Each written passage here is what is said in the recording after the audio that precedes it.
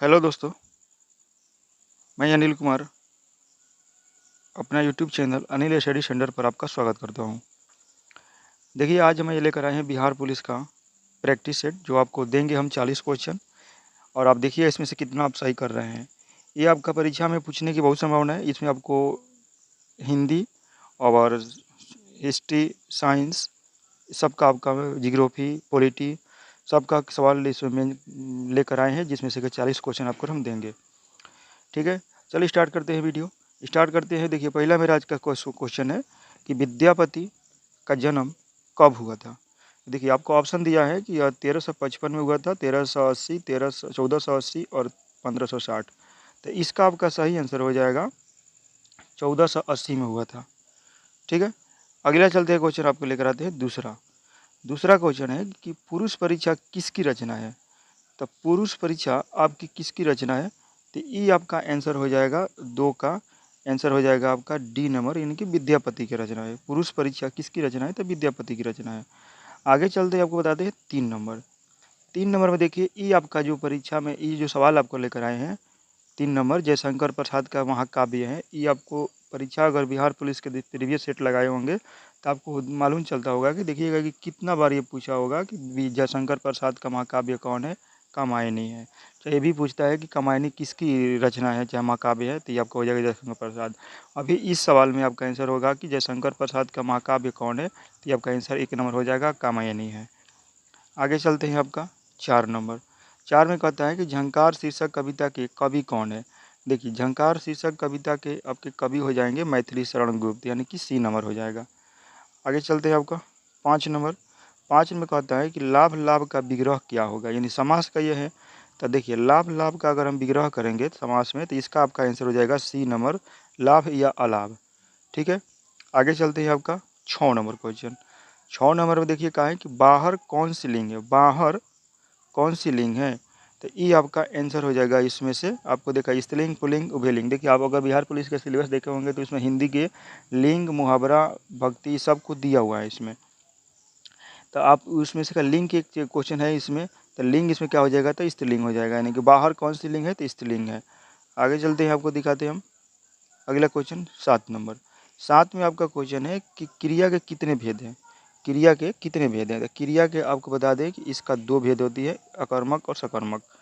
आगे आपको चलते हैं, 8 नंबर में कहता है भाई बहन में समास है, यानी कि इसमें समास बताना है आपको कि भाई बहन में समास क्या होगा। ठीक है, तो भाई बहन का समास आपका देखिए अब दिया है कि तत्पुरुष समास, द्विगु समास, बहुब्रीहि समास, द्वंद्व समास। इसका आपका आंसर हो जाएगा द्वंद्व समास, यानी कि D नंबर आपका आंसर हो जाएगा। 9 नंबर में चलते हैं कि बसंत का तत्सम क्या होगा। देखिए, तत्सम और तद्भव परीक्षा में बहुत ही बार पूछता है कि तत्सम तद्भव तद्भव बताए। तो इसका आपका बसंत के का पूछा है, तत्सम पूछा है। तो बसंत का तत्सम आपको हो जाएगा इसमें से आंसर, यानी कि इसका हो जाएगा D नंबर आंसर, बसंत होगा। ठीक है, आगे चलते हैं, आपका 10 नंबर क्वेश्चन। 10 में कहता है कि भारत प्राचीनतम भारतीय विश्वविद्यालय का अवशेष अवशेष का में है। देखिए, इसका आपको बताना है कि सबसे बड़े प्राचीनतम विश्वविद्यालय कौन है इसमें से। तो नालंदा है, तक्षशिला, उज्जैन, विक्रमशिला। इस चारों में से कौन सा है, तो इसका आपका आंसर हो जाएगा कि आपका हो जाएगा तक्षशिला विश्वविद्यालय है। सबसे पुराना अगर बोलिएगा विश्वविद्यालय कौन सा इसमें से, तो तक्षशिला विश्वविद्यालय है। आगे चलते हैं, आपका 10 नंबर सवाल। सर्वेंट ऑफ इंडिया सोसाइटी के संस्थापक हैं। सर्वेंट्स ऑफ इंडिया सोसाइटी के संस्थापक कौन है। देखिए, जितना भी क्वेश्चन है ना आपका सबका सब इंपॉर्टेंट क्वेश्चन है। और ये समझिए कि इसका मतलब कि पूछने के बहुत इसमें से चांस है। इसका आपका आंसर हो जाएगा 1 number, Gopal Krishna Gokhale. Servants of India society के संस्थापक कौन है, तो गोपाल कृष्ण गोखले। आगे चलते हैं, आपका सवाल अगला सवाल है कि भारत में ग्रैंड ट्रंक रोड किसके शासनकाल में बनाए गए थे। भारत में ग्रैंड ट्रंक रोड किसके शासनकाल में बनाए गए थे, तो ये आपका आंसर हो जाएगा शेरशाह सूरी। ठीक है, शेरशाह सूरी हो जाएगा। आगे चलते हैं, आपको लेकर 12 नंबर। कहता है कि फ्रेंच ईस्ट इंडिया कंपनी का गठन कब हुआ था। देखिए, फ्रेंच ईस्ट इंडिया कंपनी के गठन आपका कब हुआ था। तो देखिए, ऑप्शन दिया है 1620, 1664, 1604। आपका आंसर हो जाएगा C नंबर, 1664। आगे चलते हैं, 13 नंबर। कह रहा है कि 1919 में जलियांवाला बाग हत्याकांड कहाँ हुआ था। देखिए जलियांवाला बाग हत्याकांड आपको 1919 में, आप कितना बार इसको परीक्षा में देखे होंगे कि सवाल पूछ चुका हुआ है कि 1919 में जलियांवाला बाग हत्याकांड कहाँ हुआ था, तो ये आपका हो जाएगा अमृतसर में। ठीक है, आगे चलते हैं, आपको दिखाते हैं 14 नंबर। 14 में कह रहा है कि स्वराज मेरा जन्मसिद्ध अधिकार है, स्वराज मेरा जन्मसिद्ध अधिकार है और उसे मैं लेकर रहूँगा, उसे मैं लेकर रहूँगा, यह किसने कहा था। तो ये आपका देखिए ऑप्शन आपको दिया है इसमें, अरविंद घोष, महात्मा गांधी, सुभाष चंद्र बोस और बाल गंगाधर तिलक। इसका आंसर क्या हो जाएगा आपका, बाल गंगाधर तिलक हो जाएगा। आगे चलते हैं आपको 15 नंबर। 15 में कह रहा है कि कांग्रेस ने भारत छोड़ो आंदोलन का प्रस्ताव किस वर्ष पारित किया था।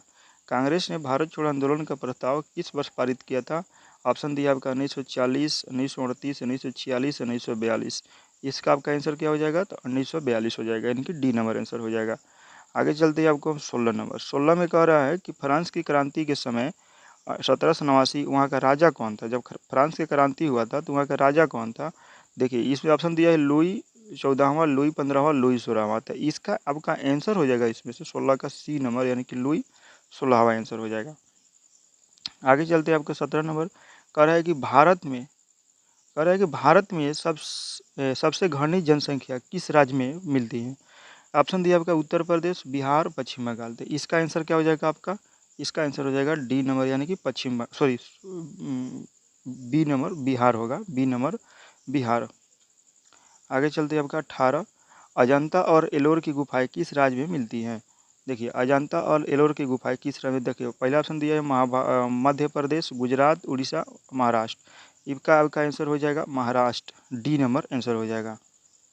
आगे चलते हैं 19 नंबर। कहते हैं निम्नलिखित में से कौन सा नवीकरणीय ऊर्जा संसाधन नहीं है। इसमें देखिए दिया है आपका जल, वायु, सौर, कोयला। इसका नवीकरणीय मतलब फिर से आप दोबारा इसको नहीं तैयार कर सकते हैं, तो वो आपका हो जाएगा कोयला। कोयला पर एक बार जला देंगे तो फिर दोबारा आप कोयला उसको नहीं बना सकते हैं। ठीक है, तो इसका कौन हो जाएगा, और नवीकरणीय ऊर्जा यानी कि कोयला है, डी आंसर। आगे चलते हैं 20 नंबर। कहता है कपास की पैदावार में अच्छी होती है, माने किस मिट्टी में कपास की पैदावार अच्छी होती है। तो ऑप्शन दिया आपका काली मिट्टी, जलोढ़ मिट्टी, रेतीली मिट्टी या बलुई मिट्टी, दोमट मिट्टी। सबसे ज़्यादा अगर हम पैदावार कहें कपास की तो किस में होगी, तो काली मिट्टी में होगी। आंसर क्या हो जाएगा आपका, 1 नंबर। आगे चलते हैं आपका। कह रहा है कि बांदीपुर वन जीव अभयारण्य कहाँ स्थित है। बांदीपुर वन जीव अभयारण्य स्थित है मतलब कहाँ है, तमिलनाडु में, राजस्थान में, कर्नाटक में कि केरल में। तो ये आपका आंसर हो जाएगा कर्नाटक में, यानी कि सी नंबर। ठीक है, आगे चलते हैं आपका। समुद्र की गहराई मालूम की जा सकती है, कैसे की जा सकती है, सोनार से, रडार से, डॉपलर से, मेजर से।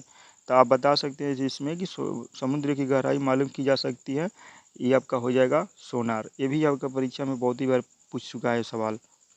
आगे भी चलते हैं। 23 नंबर कह रहा है कि भारतीय संविधान नागरिकों को कितने प्रकार के मौलिक अधिकार प्रदान करती है। देखिए आपको बता दें कि भारतीय संविधान जब शुरू में बन के तैयार हुआ था उस समय आपको 7 को प्रकार दिया गया था हमको अधिकार। लेकिन जब 1942 का संशोधन हुआ था उसमें से हमको संपत्ति के अधिकार को हटा दिया गया था। ठीक है, और उसके बाद से हमको हो गया है 6 गो संविधान ऐश्वर्य अधिकार। आगे चलते हैं अब। संविधान के किस अनुच्छेद में राज्यों द्वारा प्राथमिक शिक्षा मातृभाषा में दिए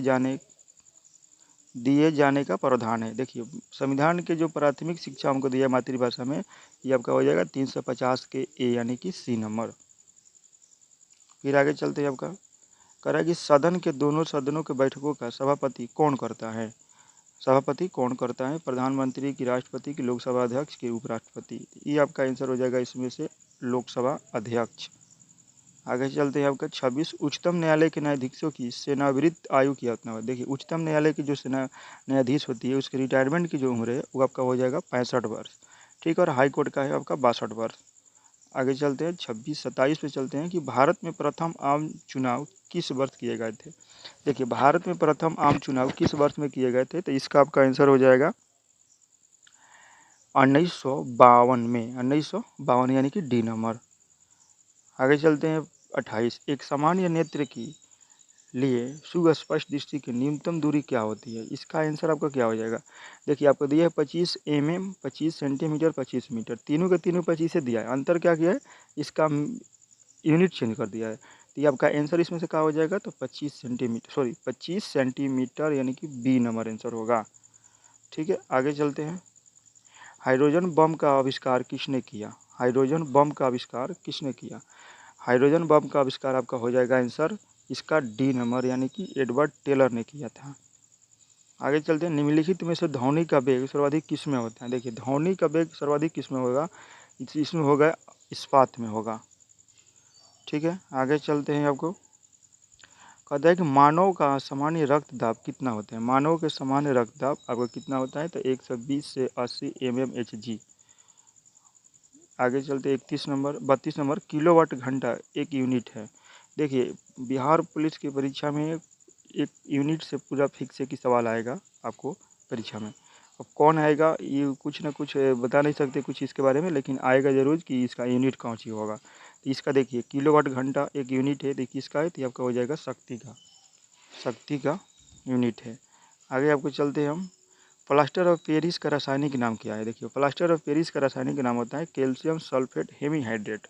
ठीक है, यानी कि इसको हम बोलते हैं CuSO4 into half H2O hemihydrate. इसका फार्मूला होता है CuSO4 इंटू हाफ H2O, इसका फार्मूला होता है। तो इसका क्या हो जाएगा? Calcium sulphate hemihydrate. आगे चलते हैं। 34 नंबर की एंजाइम मूल रूप से क्या है? देखिए, एंजाइम मूल रूप से क्या है? कार्बोहाइड्रेट है, लिपिड है, प्रोटीन है, अमीनो अम्ल है। तो ये आपका हो जाएगा प्रोटीन है। एंजाइम मूल रूप से क्या है? तो प्रोटीन है। ठीक है, आगे चलते हैं। कान की कितनी हड्डियाँ होती हैं? देखिए, कान की कितनी हड्डियाँ होती हैं? तो इसका आंसर हो जाएगा आपका सी नंबर, यानी कि 6 होती है। पौधों में जाइलम उत्तक निम्नलिखित में से किस पदार्थ का संवहन करता है? देखिए, जाइलम उत्तक यानी कि जल, पानी का संवहन करता है। आंसर क्या हो जाएगा आपका? ए नंबर। आगे चलते हैं। नेताजी सुभाष चंद्र बोस राष्ट्रीय खेल संस्थान कहाँ स्थित है? देखिए, नेताजी के जो नाम पर राष्ट्रीय खेल संस्थान है वो आपका पटियाला में है। 38 में चलते हैं। एशियाई विकास बैंक का मुख्यालय कहाँ है? एशियाई विकास बैंक का मुख्यालय आपका कहाँ है? तो मनीला में है। मनीला किसकी राजधानी है? फिलीपींस की राजधानी है। आगे चलते हैं। विंग्स ऑफ फायर पुस्तक के लेखक कौन है? विंग्स ऑफ फायर पुस्तक के लेखक कौन है? तो इसका आंसर हो जाएगा आपका APJ अब्दुल कलाम। आगे चलते 40। देखिए, लास्ट मेरा क्वेश्चन है 40। कह रहा है कि प्रत्येक वर्ष अंतर्राष्ट्रीय महिला दिवस कब मनाया जाता है? देखिए, एक आपको टॉपिक हो जाएगा आपका दिवस, इसमें से कन्फर्म है कि एक ना एक सवाल जरूर पूछेगा कि अंतर्राष्ट्रीय दिवस के बारे में, कि कौन से दिवस कब मनाया जाता है। इसका आंसर आपको देखिए क्या हो जाएगा कि प्रत्येक वर्ष अंतर्राष्ट्रीय महिला दिवस कब मनाया जाता है। इसका आपका आंसर हो जाएगा एक नंबर 8 मार्च। 8 मार्च को मनाया जाता है। ठीक है, इस तरह से आपका मेरा 40 वीडियो पूरा हो गया।